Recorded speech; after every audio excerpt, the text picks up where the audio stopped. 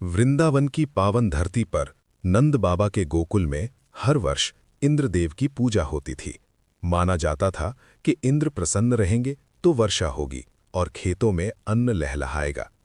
एक दिन नन्हे कृष्ण ने अपने पिता नंद बाबा से सरल पर गहन प्रश्न किया, बाबा, हम इंद्र की पूजा क्यों करते हैं?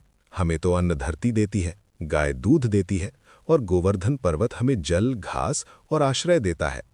बालक की बात सुनकर सभी ग्वाले चकित रह गए।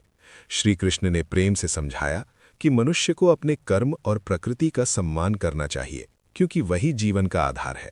उनकी मधुर वाणी से प्रभावित होकर नंद बाबा और सभी ब्रजवासियों ने इंद्र पूजा छोड़कर गोवर्धन पर्वत की पूजा करने का निश्चय किया। जब ये समाचार इंद्रदेव तक पहुंचा तो उनका अभिमान आहत हो गया। क्रोध में आकर उन्होंने ब्रज पर प्रलयंकारी वर्षा भेज दी। काले बादल छा गए, बिजली कड़कने लगी और मूसलाधार बारिश से पूरा वृंदावन जलमग्न होने लगा। नदियां उफान पर आ गईं, गायें डर से रंभाने लगीं और ब्रजवासी भयभीत होकर श्री कृष्ण की शरण में पहुंचे। तब 7 वर्ष के बालक श्री कृष्ण ने मुस्कुराते हुए अपनी बाईं हाथ की छोटी उंगली से गोवर्धन पर्वत को उठा लिया। उन्होंने सबको उसके नीचे आने को कहा। आश्चर्य ये था कि विशाल पर्वत छत्र की भांति स्थिर रहा और उसके नीचे सभी ब्रजवासी, गायें और बछड़े सुरक्षित रहे।